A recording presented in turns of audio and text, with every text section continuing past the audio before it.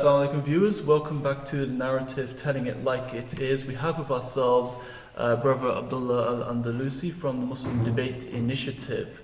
So we're going to be basically talking about navigating the social-political environment of the UK from a Muslim's perspective. So let's get straight to the first question, which is how do we go about understanding this environment, and how would a Muslim look at it from his lens or his paradigm? Well, I think the best way for the Muslims to understand the environment is I know it's very common to say engage with the wider community or engage with society, but what I mean, I'm going to break that down. What I mean by that is not just reading newspapers and not just reading blogs or reading what other people say, but also to understand a bit more about the DNA of the West. So that would be, for example, reading their books on philosophy, how they justify something or how they don't justify something. What is their criteria for what they view as good and what they view as bad? In order to understand them, you really have to engage with their culture, see what is culturally going on. You always have to dig deeper, and the common people, or generally speaking, are mostly focused on their own lives, and they don't dig deeper, and we rely on media or political pundits or political analysts to tell us what the objectives are of a lot of these things happening around us. But these analyses are coloured and skewed by whatever there is, the prejudices and bias and worldview of the political analyst making that discourse. So if you really want to understand the West in what it is, you have to study all the phenomena and all the phenomena in the West. Okay, so taking it from there and moving on from there, you've taken it on to the Muslim Debate Initiative, which has become a platform whereby you can give voice to a lot of Islamic ideas and thoughts. How can people then, maybe following in your footsteps or going on from there, take those ideas forward and take them onto another platform? Where would they go from there? Well, we can all do it on different levels, and I started somewhere. I started just sometimes talking on chat forums or speaking to people at work or colleagues at my university who had particular opinions of atheist or Christian or Jewish or Hindu. I mean, just engaging with people, speaking to people, finding out their justifications for why they believe what they believe, how they understand the world. I think there is a Turkish saying which I very much agree with, which is listen 100 times, think 1,000 times, and speak once. So most of our engagement actually is listening to others. But I'd also say that we have to understand Islam to a good degree as well, to be solidly founded on it. And the thing is this, obviously you can never say that's it, I've reached a point where I know everything about Islam. Obviously that can never, you will spend the rest of your lives on trying to understand the hikmah, the wisdoms of Islam. But what I'm saying is that it must be an ongoing process, and you must be committed to it, and you must delve deeper into, again, Islamic scholarship, Islamic thinkers from the classical period. The Sharia law, how does it actually work? What is the wisdoms behind it? We have to actually dig deeper in our own religion rather than just rely on, again, just superficial explanations presented to us. So really, all I'm really saying to people is that you should dig deeper. But in terms of how you take ideas forward, there are a myriad of platforms available to us to do so on every different level. So if you want to set up a blog, then set up a blog.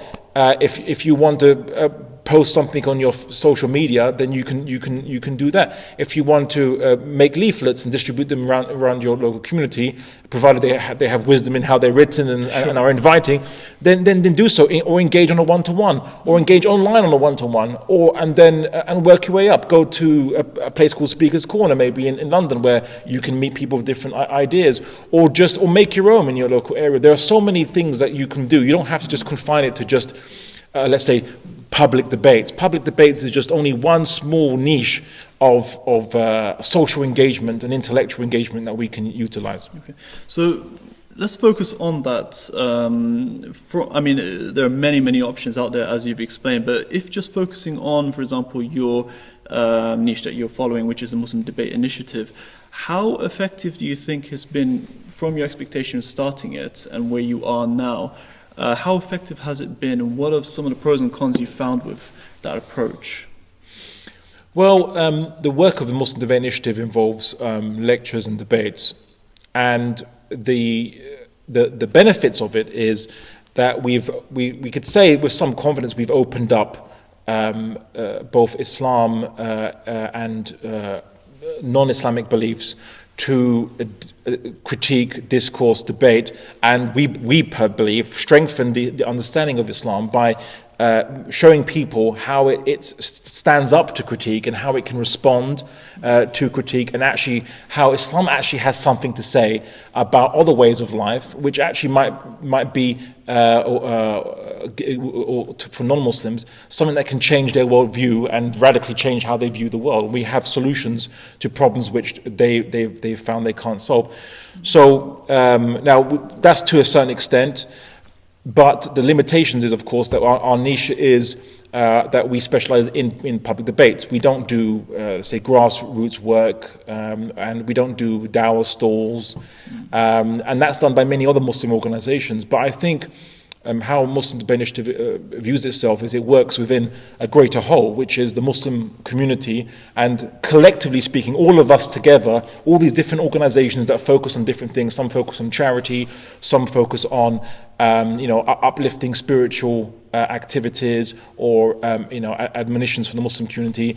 Others focus on feeding the homeless or grassroots dawah, giving leaflets out or doing certain dawah events. We all collectively work together, and obviously you can't. MDI is not it can't offer a comprehensive kind of movement for the dawah. It only kind of is a cog in a bigger machine, and we try to kind of mindful of that. We try to give as much benefit as we can to the Muslim community. Let's talk a little bit about some of the challenges which are faced by the Muslim community, and one of them is secular liberalism, with many of the events which have been happening very recently. What would you have to say in regards to how we can go about countering this issue? Well, we live in a world which has been dominated by a civilization which obviously espouses secular liberalism.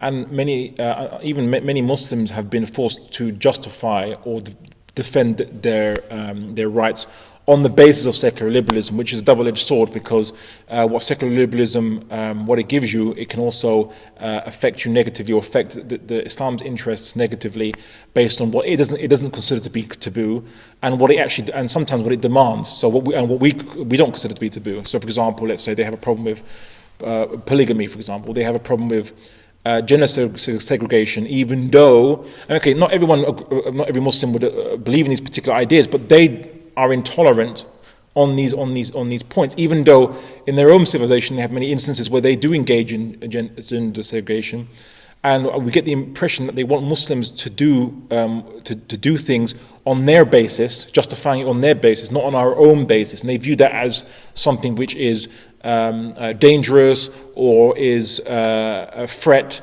to their values. So, I mean, for example, the cartoons against the Prophet Muhammad sallallahu alaihi wasallam, they want us not only to say that we're not offended by it, but in some cases they want us even to join in and retweet or say "Je suis Charlie" as well, to chime in. So these are the kind of the issues we face, and many Muslims who are so desperate to show Islam in a good light run towards secular liberalism and try to show from secular liberalism how Islam is consistent with secular liberalism, when those two pieces just don't fit together. But the issue, what they miss out, is there's a lot of problems within secular liberalism, a lot of problems within domestic policies in the West, with its foreign policies in the West, which all emanate from the secular liberal discourse. And instead of actually being apologetic and defensive and using secular liberal basis to justify ourselves, in fact, we should be arguing with in a way that's better, from a superior moral vantage point, which is Islam actually has better ideas of justice. it can create better justice. Historically speaking, it has a proven track record, and secular liberalism has a proven track record of actually being intolerant, of justifying terrorism, of justifying forced coercion of its minorities, and of causing capitalism, causing wealth disparities, which is the economic system of secular liberalism.